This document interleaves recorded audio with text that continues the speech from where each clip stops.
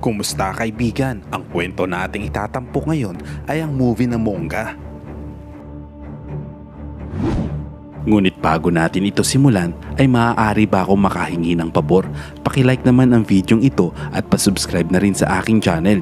I-click mo na rin ang notification bell. Muli maraming salamat kaibigan. Nagsimula ang kwento sa pamamagitan ng pagpapakita ng isang teenager sa high school na papunta sa kanyang bagong paaralan sa Monga, isa sa mga distrito sa Taipei. Ang binatilyo na nagngangalang Wenzi ay isang tahimik na estudyante, at dahil doon, madalas siyang binubuli sa dati niyang mga paaralan, dahilan upang lumipat siya ng paaralan ng 3 beses sa nakalipas na 2 taon. Pero hindi naman gaanong nagbago ang mga bagay sa bago niyang paaralan. Sa kanyang unang araw lamang, si Wenzi ay nabuli na naman ng kanyang mga kaklase, at sinabi sa kanya na maghanda ng pera para sa kanyang siga na kaklase na si Go. Samantala, habang kumakain, inagaw ni Go ang chicken joy na kakainin sana ni Wenzi.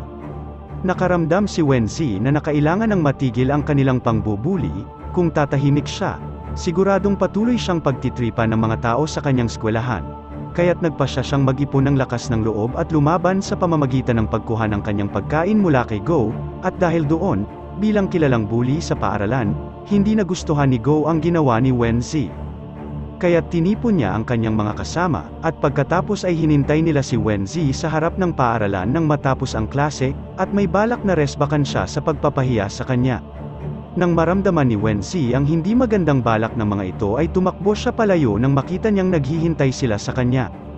At isang habulan ang naganap sa pagitan nila. Pagkaraan ng ilang sandali, sa wakas ay nahuli ni Go at ng kanyang mga kaibigan si Wenzi sa ilalim ng tulay, kung saan binugbog nila ito upang ipaalam sa kanya ang kanyang posisyon sa kanilang paaralan.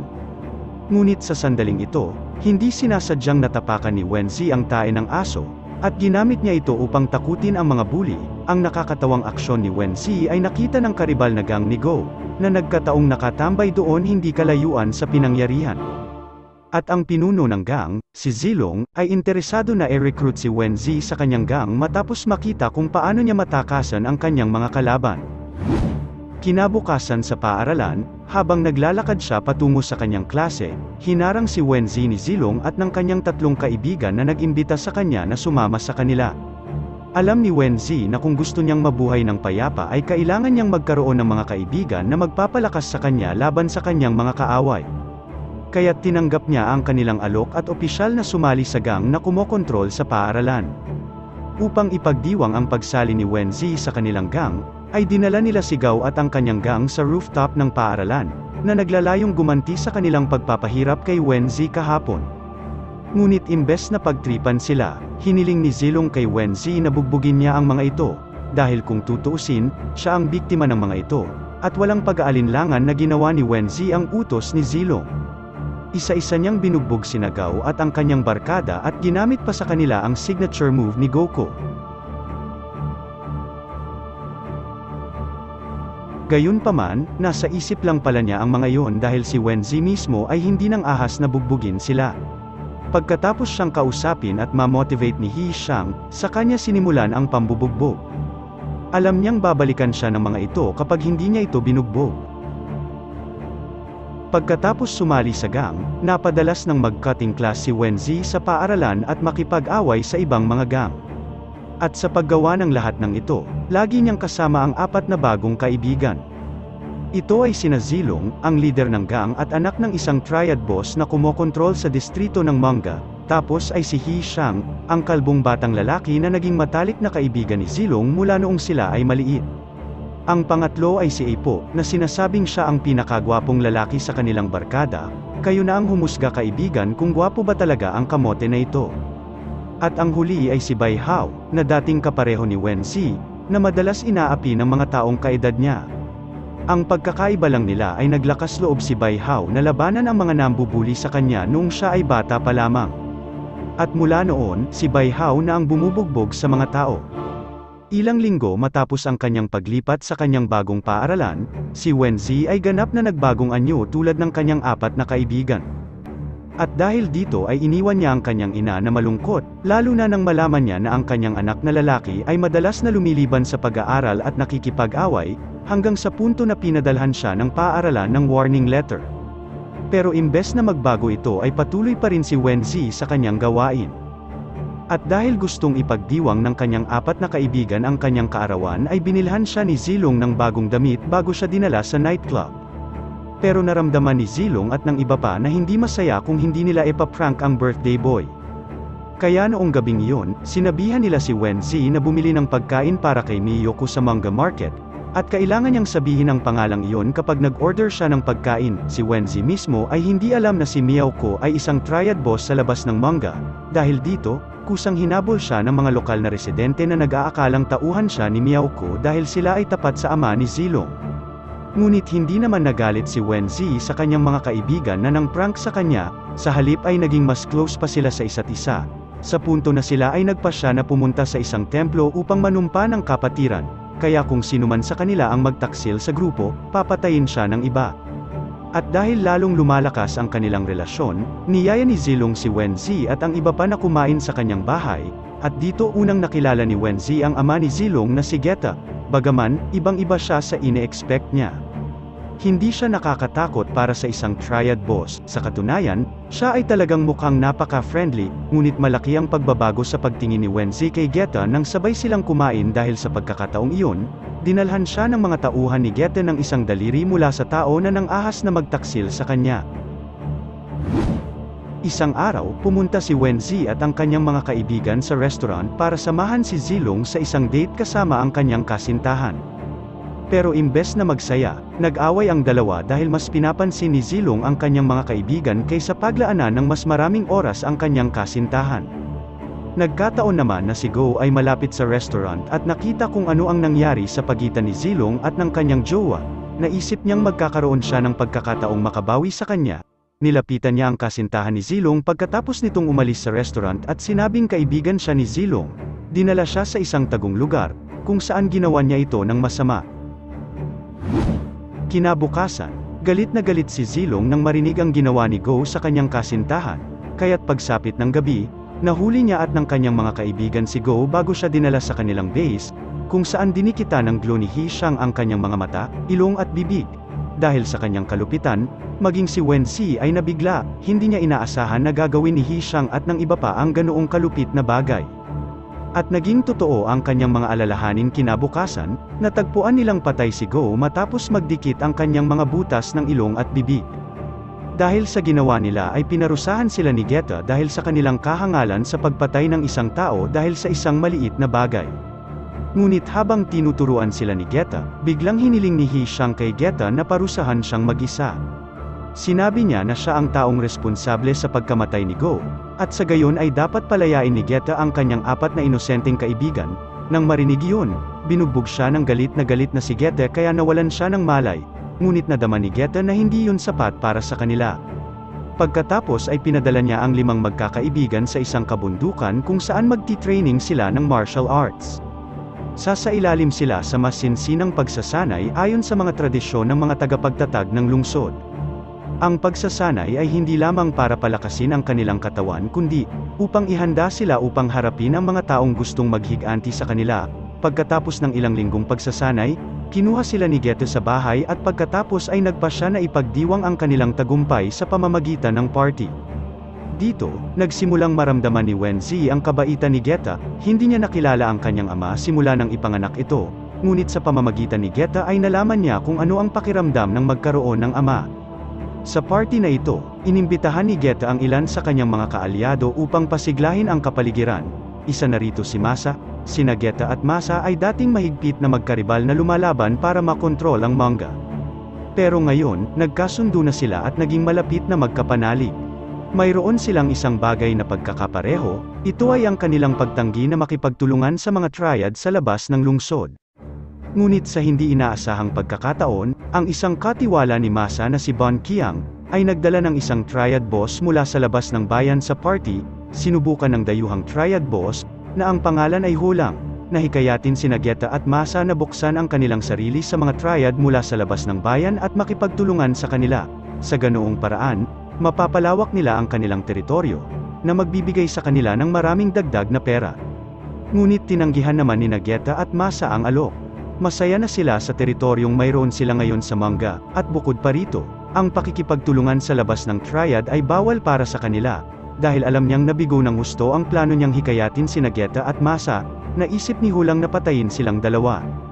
Hindi tinanggihan ni Bon Qiang ang plano, dahil plano niyang ipagkanulo si Masa sa simula pa lamang at nais niyang agawin ang kontrol ng gang mula sa kanya, kaya para magawa ang kanyang plano, sinubukan ni Bon Qiang na hikayatin si Hishang na patayin si Geta, at kahit na noong una ay tumanggi siya, hindi napigilan ni Hishang na sundin ang kanyang mga utos dahil pakiramdam niya ay utang niya kay Bon Qiang ang kanyang buhay. Sa katunayan, minsan ang iniligtas siya ni Bon Qiang nang siya ay pinagtulungan ng isa pang gang. Higit pa rito ay sumang-ayon si Hishang sa pananaw ni Bon Qiang na hindi lalago ang manga kung patuloy silang aasa sa mga espada at walang laman na mga kamay, na kung saan ay ang tradisyon na iniingatan ni Geta at Masa, palagi silang tumatanggi sa paggamit ng mga baril dahil sa tingin nila ay ang mga talunan lamang ang gumagamit nito. Matapos na matagumpay na hikayatin si Hishang na sumali sa kanyang plano, sinimulan ni Bon Qiang na isagawa ang kanyang plano isang gabi sa pamamagitan ng pagpatay kay Masa. Pagkatapos, pinuntahan niya si Geta, na nabigla pa rin sa pagkamatay ng kanyang malapit na kaalyado, at sinubukang impluwensyahan siya, na sinabing isang grupo ang pumatay kay Masa. Nang gabing iyon, nang si Geta ay nasa templo, inutusan ni Bon Qiang ang kanyang mga tauhan na magpakalat ng mga panlilinlang sa kampo ni Geta na natagpuan na ang pumatay kay Masa. Kaya naman kinailangan ni Geta na magpadala ng kanyang mga tauhan upang tulungan silang mahuli ang mga pumatay, na kanyang sinang-ayunan. Walang pagdadalawang isip, ipinadala niya ang lahat ng kanyang mga tauhan upang hulihin ang grupong pumatay. Ngunit ito talaga ang hinihintay ni Bon Qiang, nang mag-isa na si Geta sa templo, 4 sa kanyang mga tauhan ang pumunta sa lugar na nagpapanggap na mga sibilyan na gustong manalangin sa templo. Pagkatapos, nang mahuli si Geta, agad nila itong inatake. Ngunit si Geta na likas na magaling sa pakikipaglaban, ay kayang talunin ang mga ito, ngunit alam ni Hishang, gaano man siya katigas, walang kapangyarihan si Geta sa harap ng baril, kaya't pumasok siya sa templo na may dalang baril at pinatay ito. Nagkataon naman na sa oras na ito, si Wenzi ay malapit sa pinangyarihan, kaya naman nang marinig niya ang putok ng baril mula sa direksyon ng templo ay agad siyang tumakbo patungo dito, ngunit sa kasamaang palad, huli na siya nang dumating, nakahiga na si Geta na wala ng buhay sa sahig. Kinabukasan, si Wenzi ang naging ceremonial master sa libing ni Geta, dahil si Zilong ay nagtago upang maiwasan ang mga asasin na maaring pumatay sa kanya pagkatapos nilang mapatahimik ang kanyang ama. Ngunit gayunpaman, alam ni Hishang na hindi ganap na ligtas si Zilong at ang iba pa hanggat nasa manga pa sila, kaya nang magtipon silang 5 sa kanilang base, pinayuhan niya sina Zilong, Wenzi, Bai Hao, at Ipo na magtago sa Pilipinas hanggang sa bumalik sa normal ang mga pangyayari sa manga. Sa kabila ng kanyang pagtataksil, nagmamalasakit pa rin si Hishang sa kanyang mga kaibigan, matapos mag-isip sandali. Lahat ng kanyang mga kaibigan ay pumayag na pumunta sa Pilipinas, maliban kay Wenzi na nais pa ring manatili sa manga upang mahanap ang pumatay kay Geta, na itinuturing niyang sariling ama. Hindi pa rin alam ni Wenzi kung sino ang mga pumatay. Ngunit nagsimula siyang maghinala na si Hishang ay may kinalaman sa pagpatay sa 2 boss ng triad. Pagkatapos ng lahat ng sinabi ni Hishang na tumakas na sila, ngunit siya naman ay maiiwan sa manga. Ito ay nagbigay ng palaisipan kay Wenzi, ngunit lumabas na hindi lang si Wenzi ang gustong hanapin ang mga pumatay. Noong gabing iyon, nang tulog na ang lahat, lumabas si Bai Hao upang hanapin ang pumatay kay Geta, na pinaghihinalaan niyang si Bon Qiang, kaya pumunta siya sa kanyang headquarters para maghanap ng impormasyon at harapin siya. Ngunit sa kasamaang palad, dumating siya sa lugar ng nagmi-meeting sina Bon Qiang at si Huilang. Maswerte pa rin siya at hindi siya napatay ng mga ito at binugbog lang siya. Bagaman, kinailangan niyang ma-hospital. Pagkatapos ng nangyari kay Bai Hao, patuloy na sinasabi ni Hishang kay Wenzi na pumunta sa Pilipinas kasama sina Zilong at Ipo. Ngunit habang pinipilit siya ni Hishang na umalis, mas lalong lumaki ang hinala ni Wenzi sa kanya, kaya nagpasya siyang subukang linlangin si Hishang sa pamamagitan ng pagpapanggap na pumayag na pumunta sa Pilipinas. Pagkatapos, nalaman ni Wenzi na si Huilang, na naging ex-boyfriend pala ng kanyang ina. Pakiramdam niya, kung maghihiganti siya sa pagkamatay ni Geta, mamamatay siya, kaya pumunta siya kay Huilang para hilingin sa kanya na alagaan ang kanyang ina pag-alis nito. Sa katunayan, nagpasya na si Wenzi na maghiganti, kahit na sinubukan ni Huilang ang lahat para pigilan siya, umalis pa rin ito. Kinagabihan, pumunta si Huilang sa bahay ni Wenzi para hanapin ang kanyang ina, at nabunyag na si Hui lang talaga ang ama ni Wenzi. Sa lahat ng oras na ito ay palaging itinatago ng ina ni Wenzi ang katotohanan mula sa kanya sa ilang kadahilanan, ganun din para kay Hui lang. Ngayon lang niya nalaman na anak niya si Wenzi. At nang mabatid na ang kanyang anak ay maaaring mamatay para sa paghihiganti, si Hui lang ay nagmadaling umalis upang hanapin siya. Samantala, maliban kay Bai Hao, si Wenzi ay kasalukuyang nasa templo kasama ang kanyang mga kaibigan. Hiniling niya sa kanila na pumasyal sa templo, upang magdasal ng magkasama bago pumunta sa Pilipinas. Pero ang totoo ay kunwari lang yun, nang matapos silang magdasal, agad na itinutok ni Wenzi ang isang kutsilyo sa leeg ni Hishang, na hinihiling na aminin niya na siya ang pumatay kay Geta at Masa. Si Wenzi mismo ay sigurado na si Hishang ay talagang sangkot sa pagpatay sa dalawang triad boss.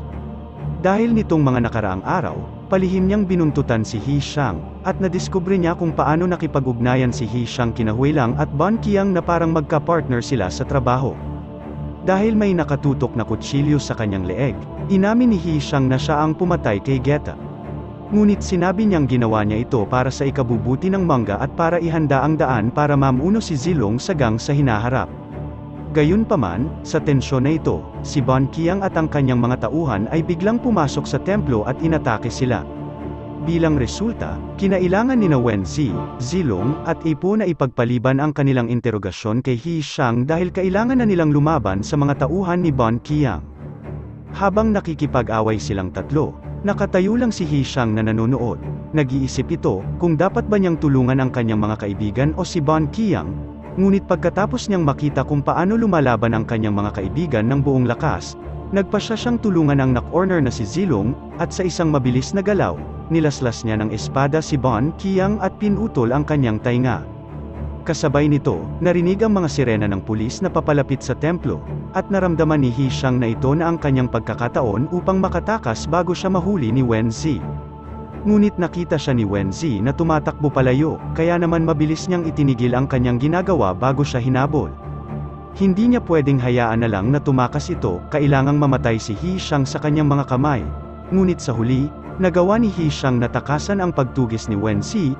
Hindi nag-aksaya ng oras, pumunta siya sa headquarters ng kanilang gang at kumuha ng baril, na ginamit niya para barilin si Wenzi. Habang lumuhad si Wenzi sa kanyang harapan na may mga tama ng bala sa katawan, sinisi ni Hishang si Wenzi. Kung sana ay tumuloy na lang siya at pumunta sa Pilipinas, hindi sana nangyari ito, at magkaibigan pa rin sila. Nang malaman niyang malapit na siyang mamatay, hiniling ni Wenzi kay Hishang na yakapin siya sa huling pagkakataon, na sinang-ayunan naman ni Hishang dahil sa awa. Ngunit muli, ito ay isang trap lamang. Sa sandaling yakapin siya ni Hishang, agad na naglabas ng kutsilyo si Wenzi at sinaksak siya sa likod. Nagalit si Hishang pagkatapos ay muling binaril niya si Wenzi habang ipinapaliwanag na si Geta ay hindi kasing husay ng kanyang inaakala. Magkaibigan noon si Geta at ang ama ni Hishang, ngunit sa huli, pinutol ni Geta ang kanyang braso, at hindi pa rin siya napatawad ni Hishang dahil doon. Ngunit nang matapos niyang sabihin yun, biglang sumulpot si Zilong mula sa likuran at sinaksak si Hishang ng maraming beses na nakahiga sa tabi ni Wenzi, ang taong naging malapit niyang kaibigan. Nagtapos ang eksena sa pamamagitan ng pagpapakita ng flashback noong magkasama pa ang limang magkakaibigan, nagtatawanan habang nagsasaya. Sana'y nagustuhan mo kaibigan ang kwentong ating itinampok. Kung magkagayon, ay baka naman pwedeng pakilike ang videong ito at pasubscribe na rin sa aking channel. Kung hindi mo naman ito nagustuhan, ay pwede mong pindutin ang dislike button ng 2 beses para makasigurado ka.